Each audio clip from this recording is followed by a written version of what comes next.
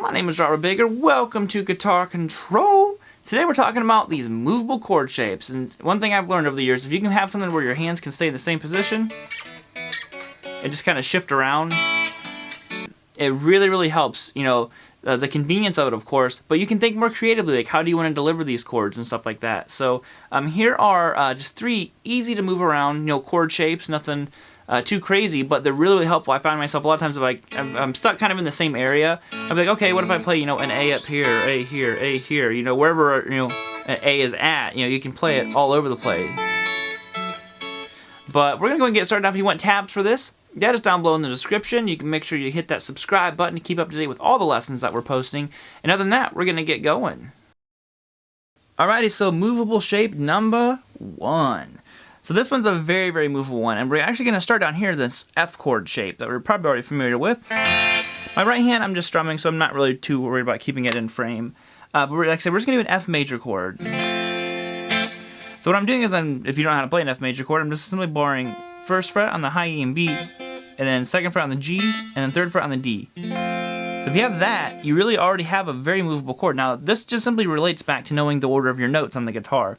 So if I simply went from an F note, which would be right here, up 2 frets, that would change it to a G note. So if I take this chord shape and I move it up 2 frets, aha, now we're playing a G. And that's what makes these movable chords so powerful, because they're easy to kind of like grasp right away. If I move up 2 more from G, that'd be going to an A. So now I have an A chord. And it totally works because all the notes are there. So like, let's look at our G chord for a second. So what notes make up a G major? You have G, B, D. I'm playing a G, a B, a D, and just another G. So they're all right there.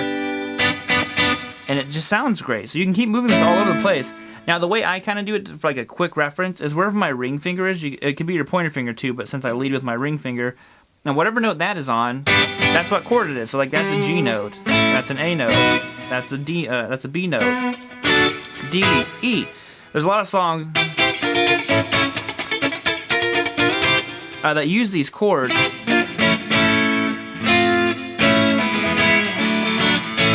So that is the first movable chord shape. Okay, example number 2 is this one right here. It's kind of like taking that C major chord and moving it up, and you just have to kind of bar where the open strings would have been before. And the same principle applies. That's what, like I said, makes these all work together so well. So if you take your normal C major, which would just be 3rd fret on the A, 2nd fret on the D, open G, 1st fret on the B, and open high E, that'd be your C note, and you moved it up 2 frets, that'd be a D note. So if we just take this chord, move everything up to 2 frets, 1, 2, now all those opens would be moving from open to 2nd fret, so that's why you gotta bar your finger. And now you're going to be playing 5th, 4th, 2nd, 3rd, 2nd. Now we're playing a D major chord. But the importance of like knowing these different inversions and stuff like that is you get a new voicing. You know, the way the notes are falling are different than, you know, that normal D major. Getting an extra low note there. Now that was before a D note. Now it's our F sharp. So I said the notes are falling in a different order. You can move up 2 more frets. You have an E, F sharp, G, A. And as you go, I mean, this is where if you had a riff that was, you know, we'll just say...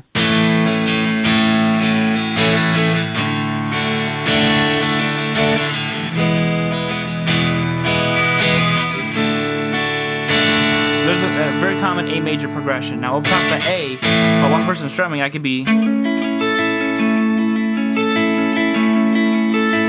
Then you went to a D.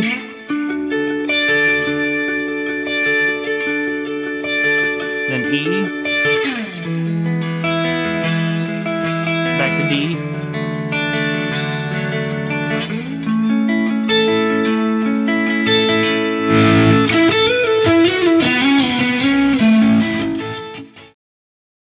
So the third and final one that I think is extremely overlooked in playing is our simple A major chord.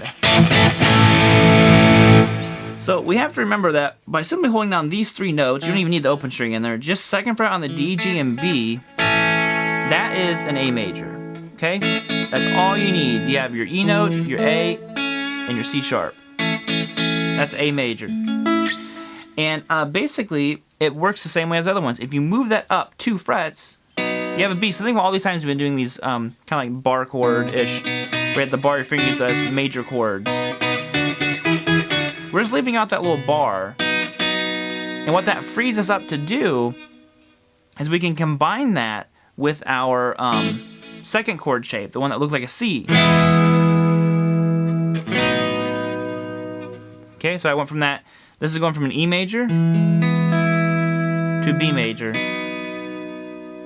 So I'm just going to be going from, that one would be 5, 4, I'm sorry, 7, 6, and then 4, what is it, 5? And I shifted and just go to all 4s.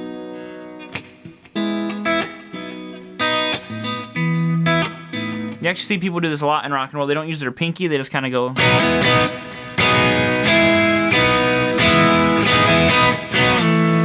Shout it.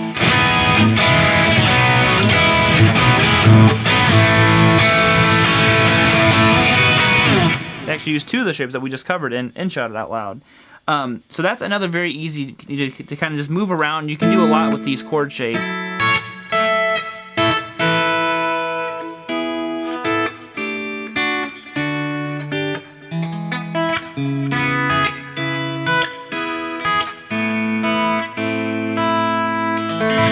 Okay, thank you so much for tuning in today. Like I said, I hope you enjoyed that lesson.